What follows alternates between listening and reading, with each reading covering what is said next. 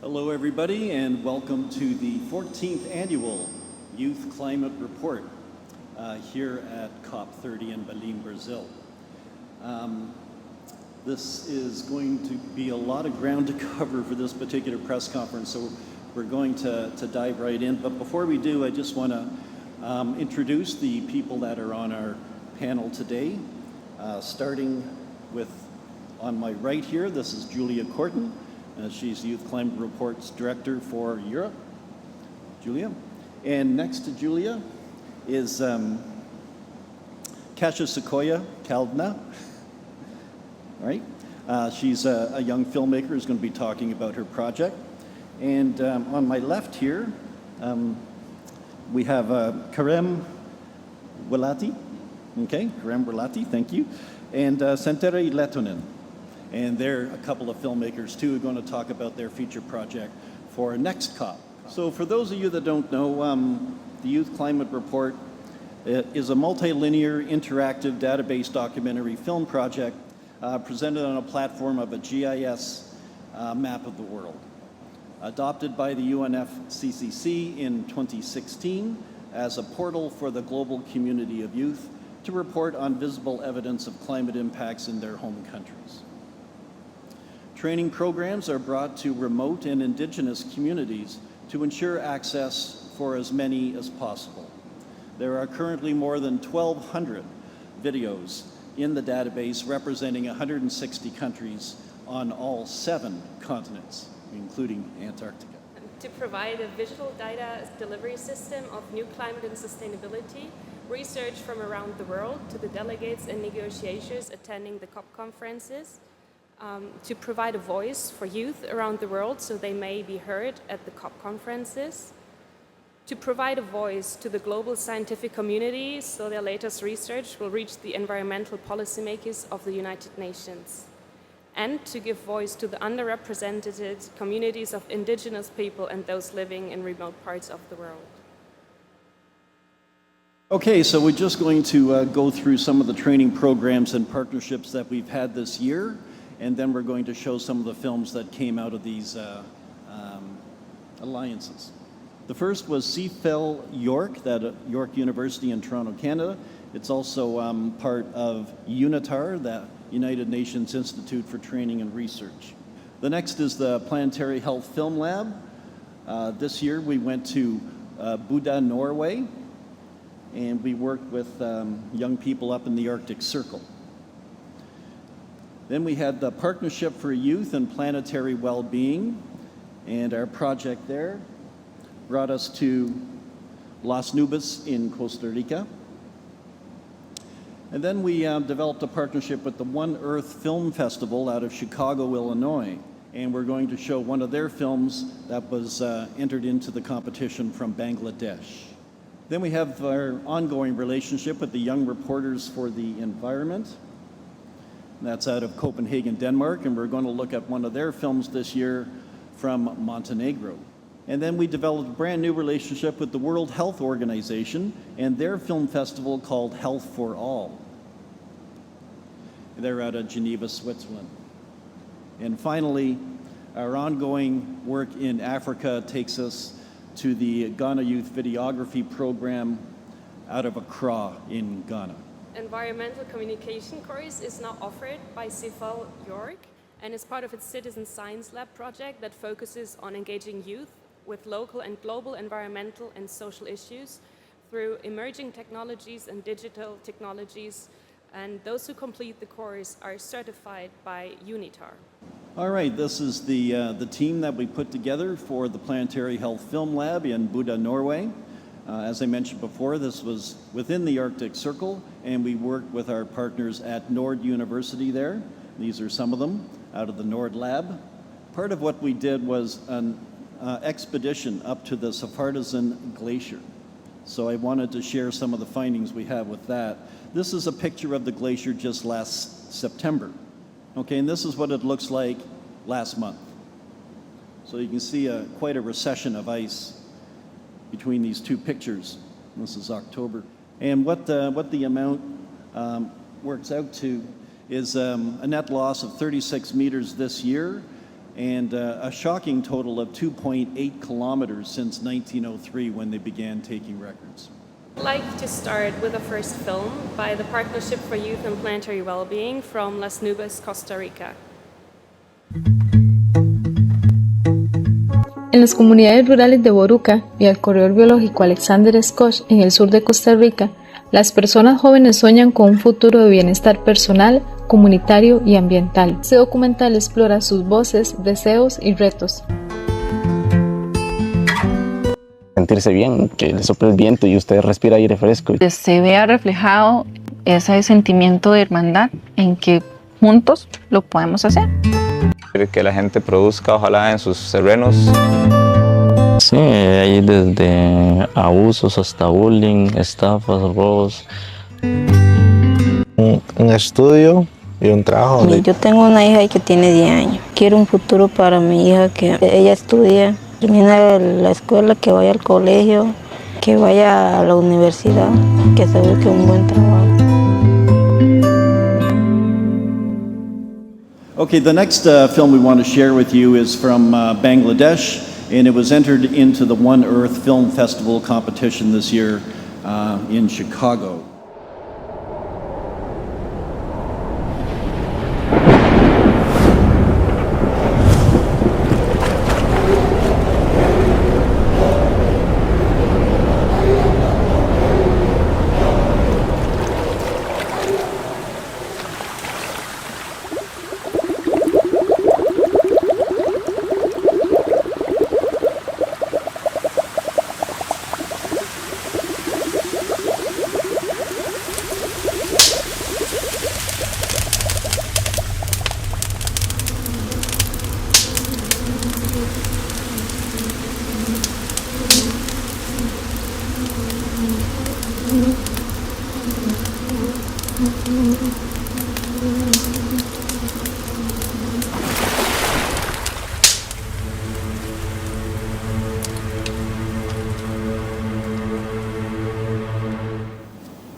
Our next film is from Young Reporters for the Environment, made by filmmakers from Copenhagen, Denmark, and it takes place in Montenegro.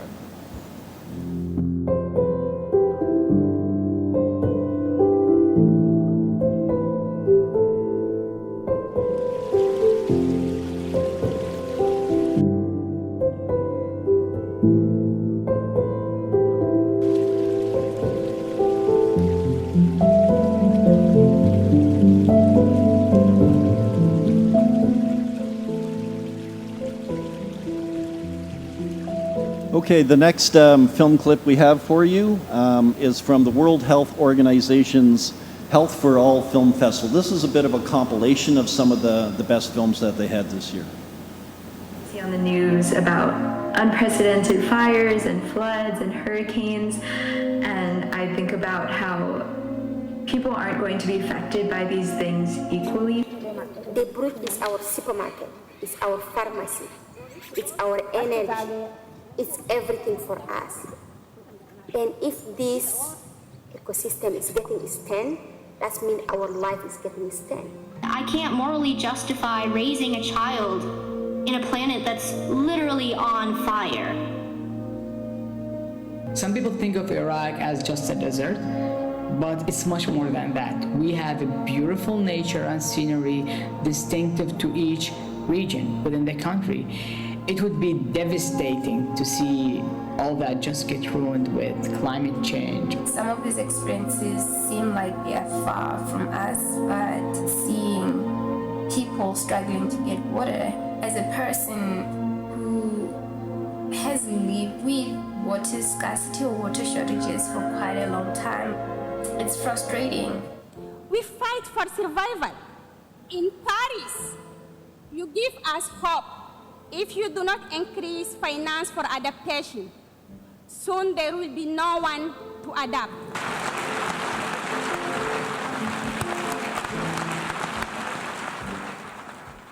Moving right along.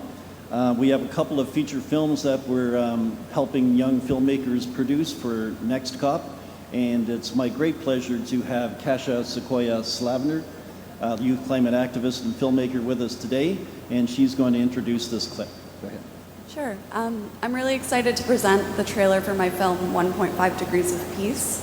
The film follows two of my activist peers from Hawaii and Sudan as they fight to protect their lands, their homelands, and their futures from the intertwined forces of militarization and climate collapse.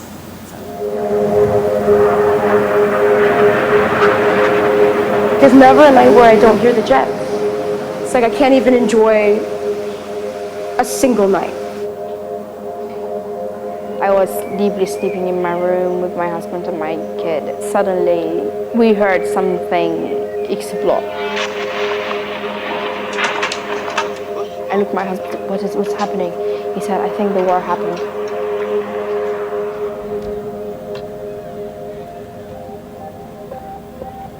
Gen Z is being asked to hold a lot with a lot of grace and patience, simultaneously holding all of this grief for what we're losing and what we know that we're going to lose. There's a lot of places where environment is deeply impacted by a lot of the conflicts, like specifically in my own country, of course, Sudan.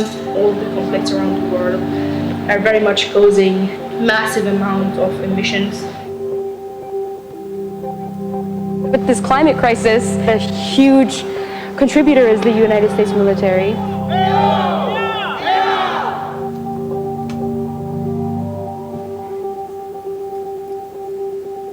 And look at this map of the military-controlled areas in Oahu and then Hawaii Island. There's way more red areas now.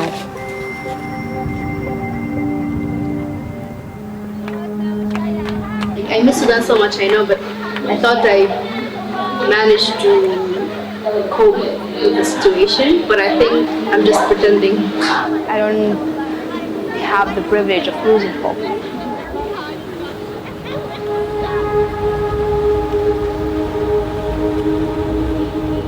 Getting the US military out so that my next generation can actually thrive the way that they're meant to. That's my driving motivator. We're talking about climate crisis, but if we waited until everyone really experienced the climate crisis, then I'm not sure we will have a world. My kupuna, what they did was they laid the path for me to pave, for my grandchildren to walk on.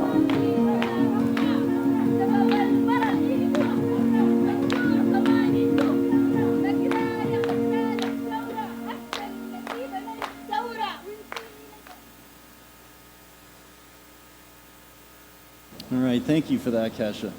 Really look forward to seeing that film next year. And we have another couple of filmmakers with us too. I'm very proud to have join us. They actually sailed all the way here from Europe to keep their carbon footprint down. And they have an amazing story where they're documenting that journey. And I'm going to let them set up this clip. Go ahead. Hi. Okay. Thank you, Mark. So what you're about to see is a trailer for our documentary film called Antidote to Despair. This basically, we started shooting for this film 2 years ago, but we didn't know it then. It was when Santeri and I moved in together with our best friends and built a very beautiful community, and we've had like a very intentional, beautiful life. But somehow always underneath there's just like this underlying conflict within us, seeing everything on our screens. And so Santo came to me to go on a sense-making campaign to sail across the Atlantic to come to COP30. And maybe you can take it from here. Yeah, can I? Yes. Yeah, I think everyone in the room can sympathize with the feeling that you have when you look at the polar crisis unfolding on your screen and you know that there's something that you have you want to do about it. So I came to Karam and I was like, hey, we're two well-meaning idiots, both experts in our field. Let's put our heads together and see how we can crowdsource hope and stories from people on a four-month journey through the Atlantic and the Amazon. So here's the sneak peek. Thank you. Rooted, shared. So why this quiet despair? The more I learn about the systems we live in, the more I wonder, what kind of world did we inherit? And what are we leaving behind? Never before have we faced such imminent catastrophe, such systematic failure, and yet somehow we keep looking away. I've been looking away.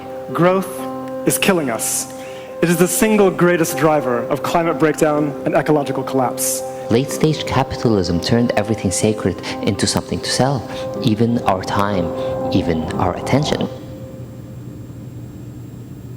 Another world is possible, one not built on extraction, but on care, where success isn't measured by profit, but by the quality of our relationships, our communities, our ability to be here, fully, in the moment.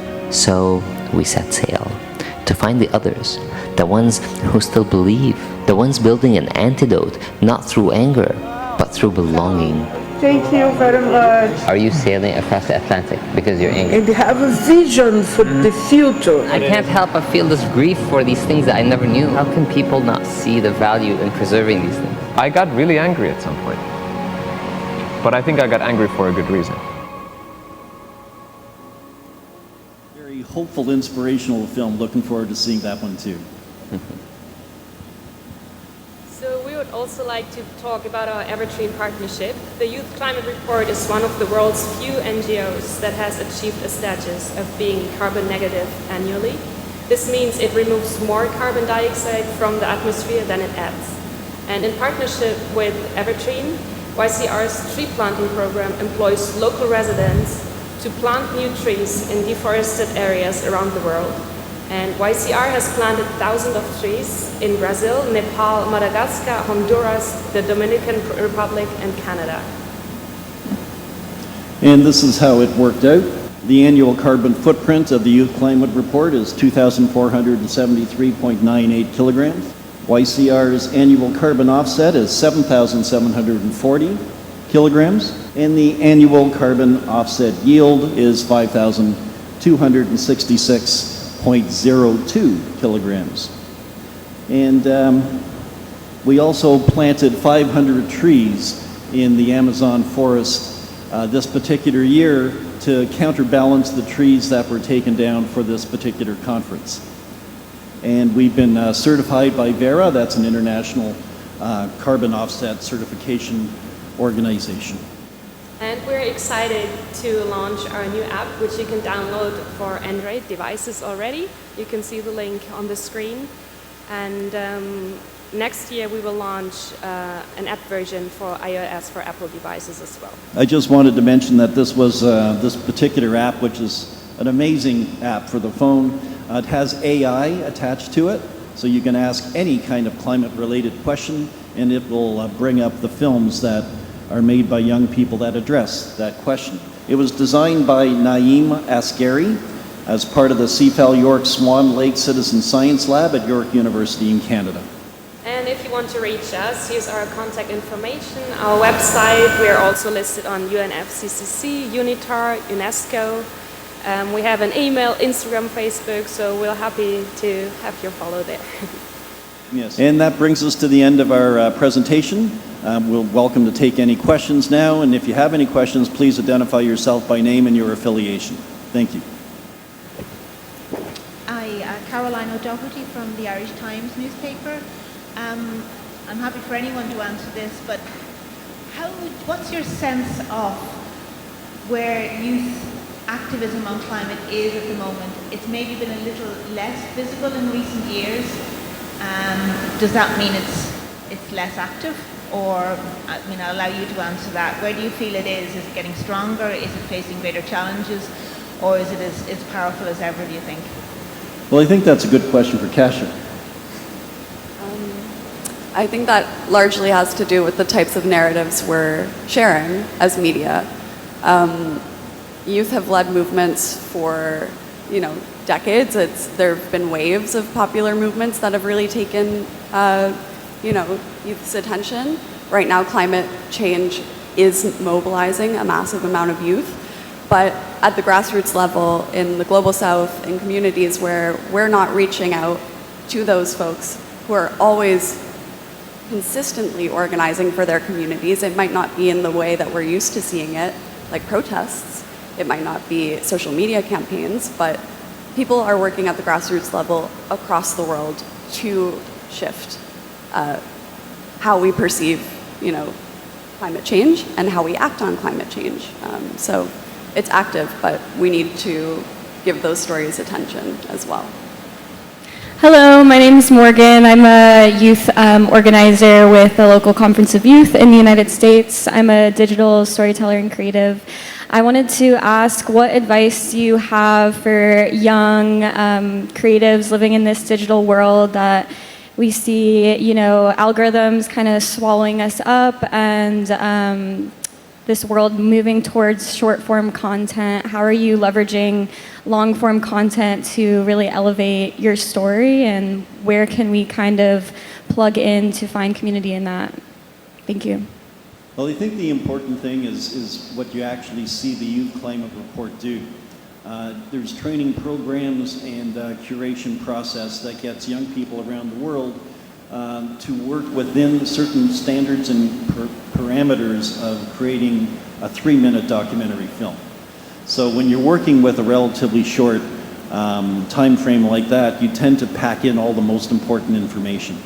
We'd like to recommend that you interview somebody, either someone impacted by climate change, or an expert, or some kind of policymaker, just to get their kind of take on it. And then you add in your own story on top of that. And usually those are the films that get added to our database. So thank you. And we've definitely found it on Karam's channel, Karam used to mostly talk about love, connection, friendship, like really important topics. But then when we pivoted to post-capitalism, economics, Palestine, we saw view counts go down, and you feel what the machine is doing. And I think what we are also trying to do is go from online to offline communities and really start to build a community outside of social media, and maybe already try to see in 5 years maybe Instagram is not there, or we've left it. Yeah. You want to add something, Karam?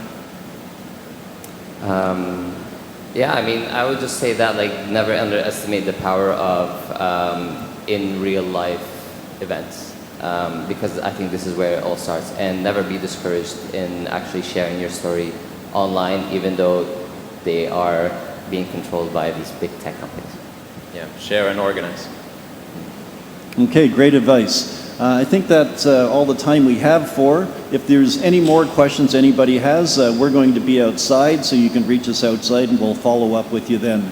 I also want to let everybody know that there is a copy of the hydrological and thermal observations report from the Savardison Glacier. If any media representative is interested in that, we can get that to you. Thanks again, everybody. Enjoy COP30. Thank you.